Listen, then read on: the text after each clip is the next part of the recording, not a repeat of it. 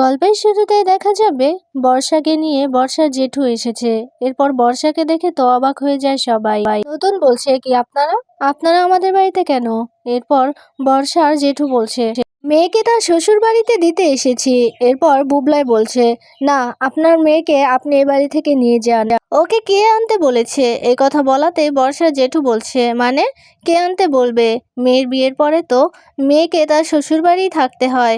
বুবলাই এই কথা শুনে বুবলাই বলছে, কেন বর্ষা, তোমার কি বাবার বাড়ির ভাত কি কমে গেছে নাকি, না ফুরিয়ে গেছে? বর্ষার জেঠু বলছে, জামাই এ তুমি কেমন কথা বললে? এই কথা শুনে এরপর বুবলাই ঠাম্মি বলছে, শোন বুবলাই, তুই কিন্তু এই মেয়েকে ঘরে তুলবি না।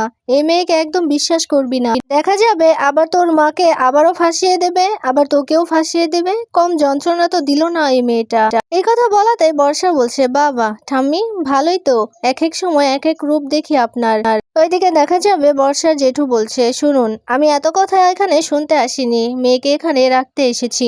নতুন বলছে, আমার বাড়িতে বর্ষার কোনো জায়গা নেই, কোনো জায়গা নেই আমার বাড়িতে, আপনি নিয়ে চলে যান। এই কথা বলাতে কমলিনী বলছে, হ্যাঁ সত্যি। আর আপনার মেয়েকে তার শ্বশুর বাড়িতে দিয়ে যাবেন? তার শ্বশুর বাড়িতে দিয়ে আসুন, এটা তো বর্ষার শ্বশুর বাড়ি না। আর বর্ষার শ্বশুর মশাই তো বেঁচে আছে, তাকে খুঁজে বের করে তাদের সাথে বর্ষা থাকুক। আপনারা বরং ওকে ওখানেই রেখে আসুন। আর এটা আমার স্বামীর বাড়ি, আমার স্বামী যদি কাউকে থাকতে না দেয় তাহলে আমি ওকে এই বাড়িতে অ্যালাউ করবো না। আর বর্ষা বর্ষা আমার স্বামীর মানহানির চেষ্টা করেছে, আমি সবকিছুই মনে রেখেছি, আমি কিচ্ছু ভুলিনি। বুবলাই বলছে, শোনো বর্ষা, আমাদের এত কথা বলার কোনো ইচ্ছে নেই, তুমি এখন আসতে পারো।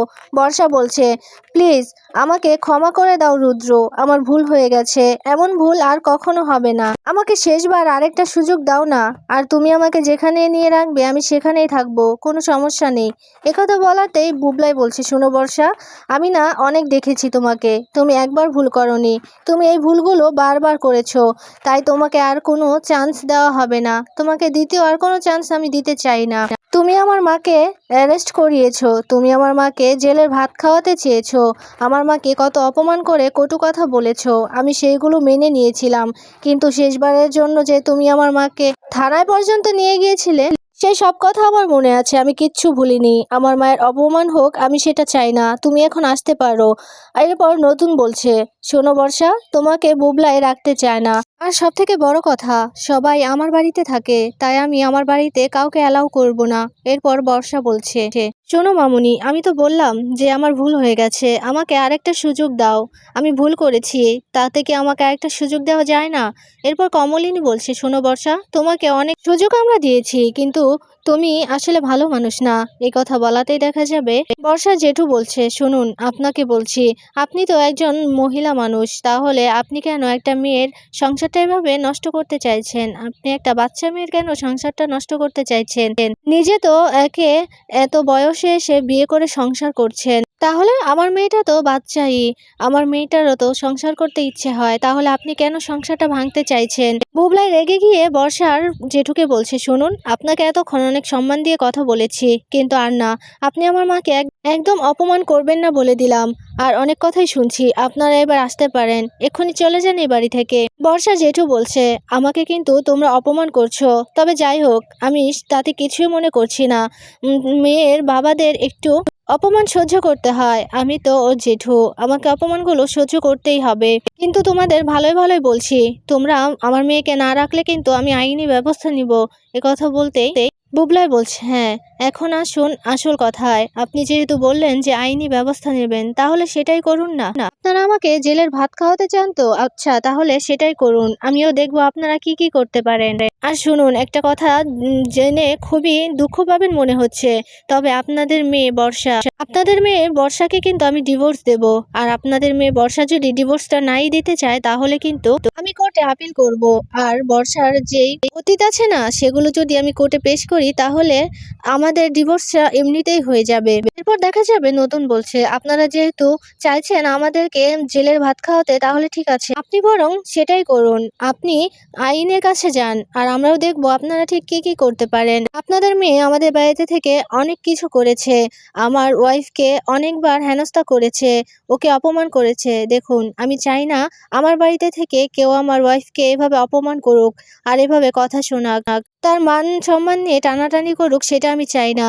তাই বর্ষাকে আমি এ বাড়িতে রাখতে পারবো না। এরপর বুবলাই বলছে, শোনো নতুন কাকু, আমি বর্ষাকে একটা কথা বলতে চাই। শোনো বর্ষা, তুমি যদি এই বাড়িতে থাকতে চাও, তাহলে কিন্তু তোমাকে আমার মায়ের সব কথা শুনে এখানে থাকতে হবে। কিন্তু যদি দেখছি যে তুমি আমার মায়ের কোনো একটা কথা শোনোনি, তাহলে কিন্তু তোমাকে এই বাড়ি থেকে ঘাড় ধাক্কা দিয়ে সেই দিনই বের করে দেবো।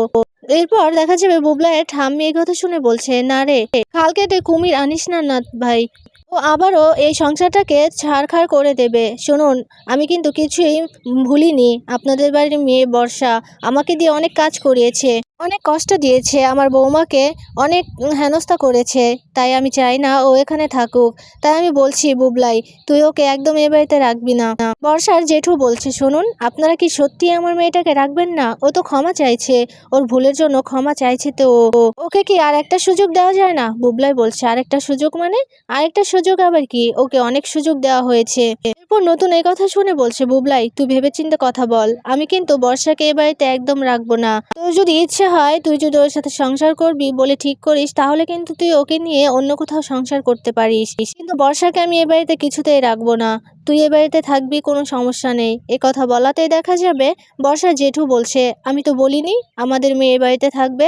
আমাদের জামাই ওকে নিয়ে যেখানে সংসার করবে সেখানেই থাকতে পারবে আমার মেয়ে, কোনো সমস্যা নেই। কেন, ভাড়া বাড়িতে তো ছিল, ওখানেই থাকবে। একথা বলাতে বুবলাই বলছে, বর্ষার তো সেখানে অনেক প্রবলেম হয়, তাই ও ওখানে থাকবে না। কি বর্ষা, তাই তো? বর্ষা বলছে, তাতেও আমার কোনো প্রবলেম নেই। একথা বলাতেই দেখা যাবে কমলিনী বলছে, শোনো বর্ষা, তোমাকে আরেকটা সুযোগ দেওয়াই যায়, এটাই তোমার লাস্ট সুযোগ। তবে তোমাকে ওটা মনে রাখতে হবে যে তুমি এখানে থাকলে সবার কথা মতোই তোমাকে চলতে হবে। তুমিও তো কম আদরের বউ ছিলে না এই বাড়ির। তোমাকে খুব আদর করে এই বাড়িতে রাখা হয়েছিল, কিন্তু তুমি সেই আদরের মর্যাদাটা রাখোনি। তুমি নিজেই নিজের পায়ে কুড়াল মেরেছো, আমাকে তো অপমান করেছো, আমাকে কত হেনস্থাও করেছো, কিন্তু এই মানুষটা আমার স্বামী, তাকে তুমি অনেক কথা শুনিয়েছো। এবং বিয়ের আগেও আমার স্বামী যখন তোমাদের বাড়িতে গিয়েছিল, তখন তোমার পরিবারও আমার স্বামীকে অনেক অপমান করেছে। কিন্তু এখন আমি একদম এগুলো বরদাস্ত করব না। আমার স্বামীর যেখানে সম্মান নেই, সেখানে আমি তো উঁচু গলায় কথা বলবোই।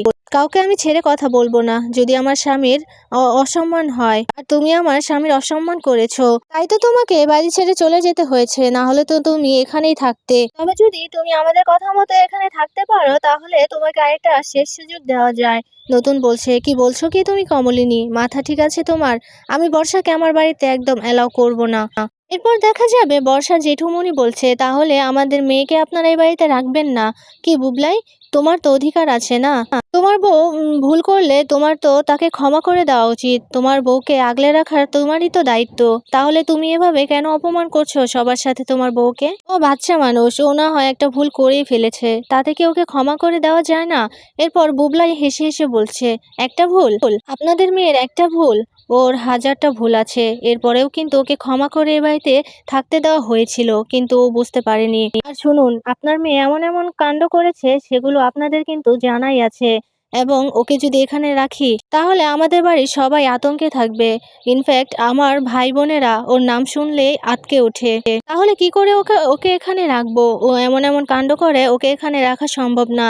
ও নিজেকে শুধরাতে পারবে না কোনোদিনও, কারণ ওকে আমি অনেক দিন যাবৎ চিনি। ও নিজেকে কোনোদিনও শুধরাতে পারেনি, আর পারবেও না। এরপর বর্ষা জেঠু বলছে, কি এত বড় কথা, তুমি কি ভুলে গেলে? তোমার যখন কেউ পাশে ছিল না, তখন কিন্তু আমরাই পাশে ছিলাম তোমার। তোমাকে কিন্তু আমরাই খাইয়েছি, সে কথা কি ভুলে গেলে? কথা বলতেই বুবলাই অবাক হয়ে যায়। বুবলাই বলছে, তাই তো, আপনারা আমাকে খাইয়েছেন, তবে একটা কথা মনে আছে তো, আপনারা কিন্তু আমাকে এমনি এমনি খাওয়াননি। আর আপনারা আমাকে যেমন দেখেছেন, আমিও কিন্তু আপনাদের দেখেছি। যারা খাইয়ে খোঁটা দেয়, তাদের সাথে আমার কোনো সম্পর্ক নেই। হ্যাঁ, ধরে নিলাম আপনারা আমাকে দুদিন খাইয়েছেন, আর আপনার মেয়েও তো আমাদের বাড়িতেই ছিল। আপনারা আপনার মেয়ে জামাইকে বাড়িতে নিয়ে গেছেন, তাহলে খাওয়াবেন না? এটা কেমন কথা বললেন? এরপর বর্ষার জেঠু বলছে, শোনো, তোমার বাবা মা কিন্তু তোমাকে এখন টুপি পরিয়ে রেখেছে, আর তুমি সেটা বুঝতেও পারোনি। এবার বুবলাই হেসে হেসে বলছে, হ্যাঁ আপনি একদম ঠিক কথাই বলেছেন। টুপিই তো পরিয়েছে। তবে আমার মা যদি এখন আমাকে টুপি পরায় তাহলে এটা ভালো টুপি পরিয়েছে। আর আমাকে আপনারা এতদিন টুপি পরিয়েছিলেন, কিন্তু সেই টুপিটা ভালো ছিল না। আর মা যেটা পরিয়েছে সেটা ভালো, আমার ভালোর জন্য। কমলিনী রেগে যায়, রেগে গিয়ে বলছে, শুনুন আপনি না অনেক বড় বড় কথা বলছেন। আপনি তো আপনার মেয়েকে এখানে রাখতে আসেননি, এসেছেন আমাদের অপমান করতে। প্লিজ আপনি দয়া করে এখান থেকে চলে যান। নতুন বলছে, আচ্ছা আপনারা কেমন মানুষ বলুন তো? আপনাদের একটু কোনো আত্মসম্মান বোধ নেই? আপনাদের কখন থেকে বলা হচ্ছে যে আপনাদের মেয়েকে এ বাড়িতে রাখা হবে না, এটা আমার বাড়ি, আমি না করেছি, কিন্তু আপনারা তাতে শুনছেনই না। এরপর বুবলাই বলছে, শুনুন অনেক কথা হয়েছে, আর একটা কথাও আমি শুনতে চাই না, আমার অনেক কাজ আছে। আপনাদের আমি ভালোভাবে বুঝিয়ে দিচ্ছি, আপনারা এক্ষুনি এ বাড়ি থেকে চলে যান। আর আপনাদের কোনো আক্কেল জ্ঞান নেই তাই না? কারো বাড়িতে আসতে গেলে যে তাদেরকে আগে ফোন করে জানিয়ে আসতে হয়, সেটা নিশ্চয়ই আপনারা জানেন না। আবার নেক্সট টাইম যদি কখনো আমাদের বাড়িতে আসেন তাহলে প্লিজ ফোন করে আসবেন। আপনারা আসাতে আমাদের কিন্তু অনেক প্রবলেম হয়। এই কথা বলাতেই বর্ষা জেঠু বলছে, অপমান করছো তো করো, আমিও কিন্তু বলে দিলাম আমি তোমাদের আইনি ব্যবস্থা নেব তোমাদের নামে, তখন দেখবো তোমরা কোথায় পালাও। এ কথা বলাতেই বুবলাই বলছে, হ্যাঁ হ্যাঁ বলেছি তো, আপনাদের যা খুশি আপনারা তাই করতে পারেন। এরপর বর্ষা বলছে, শোনো সবাইকে বলে রাখছি, আমিও কিন্তু পড়ালেখা করেছি, তাই আইন কিন্তু আমারও। আমি যদি আইনি পথে যাই তাহলে কিন্তু সেটা তোমাদের জন্য ভালো হবে না, এটাই বলে রাখলাম রুদ্র। এরপর বুবলাই বলছে, শোনো একদম ঠিক কথাই বলেছ, তোমার সাথে না হয় আমার একেবারে কোর্টেই দেখা হবে। যাও আইনি ব্যবস্থাই নাও, আমিও দেখব তোমার সাথে আমার সংসারটা কি করে টেকে। তোমাকে তো ডিভোর্স দেবই আমি, আর তুমি যদি ডিভোর্স নাও দিতে চাও তাহলে তোমার পাস্টের বিষয়ে আমি সবটা কোর্টে পেশ করব, তখন দেখব তোমার মান সম্মানটা কোথায় থাকে। আর এই যে আপনাকে বলছি, আপনাদের বাড়ির মেয়ের মান সম্মান যদি নষ্ট করতে না চান তাহলে আপনার মেয়েকে বলবেন সুন্দর করে ডিভোর্স পেপারে সই করে দিতে, আর এবার আপনারা আসতে পারেন। এ কথা বলতেই বর্ষার জেঠু সেখান থেকে চলে যায়। ওইদিকে দেখা যাবে অয়নদীপ দাঁড়িয়ে দাঁড়িয়ে কুর্চির সাথে কাটানো মুহূর্তগুলোর কথাই ভাবতে থাকে। কথাগুলো ভাবতে ভাবতে খুব খুশি হয়ে যায় অয়নদীপ। এরপর অয়নদীপ গান গাইতে থাকে, তখনই সেখানে সুলক্ষণ আর কুর্চি চলে আসে। সুলক্ষণ আর কুর্চি দাঁড়িয়ে দাঁড়িয়ে অয়নদীপের গান শুনছে। এরপর সুলক্ষণা বলছে, জানো তো মা, তোমাদের সম্পর্কটাতে না একটু মরিচা ধরে গেছে, এই মরিচাটা খুব তাড়াতাড়ি সারাতে হবে। দেখো না দুজন দুজনকে কত ভালোবাসো, কিন্তু কেউ প্রকাশ করছো না। এ কথা বলাতে কুর্চি বলছে, সুলক্ষণা তুমি বোধহয় ভুলে গেছো যে তুমি আমার ছেলের বউ আর আমি তোমার শাশুড়ি মা। শাশুড়ি মাকে এইসব কথা কেউ বলে নাকি? এরপর সুলক্ষণা বলছে, তাতে কি হয়েছে, একটা বয়সের পর তো সবাই বন্ধু হয়ে যায়, আর আমি তো তোমাদের বন্ধুই তাই না? এ কথা বলাতে কুর্চি বলছে, দেখো না মানুষটা কিভাবে গান গাইছে, ওর তো হার্টে সমস্যা আছে। সুলক্ষণা বলছে, তাতে কোনো সমস্যা হবে না। এরপরই কুর্চি বলছে, ডাবলু এখনো ফিরছে না কেন ডক্টরকে নিয়ে? আচ্ছা ও কি ডাক্তারকে নিয়ে আসবে না নাকি? সুলক্ষণা বলছে, হ্যাঁ আসবে তো, আমি ওকে ফোন করেছিলাম, ও চেম্বারে আছে, ডক্টরের বসে আছে, উনি রুগী দেখছে তো, তাই ওনার রুগী দেখা শেষ হলেই চলে আসবে।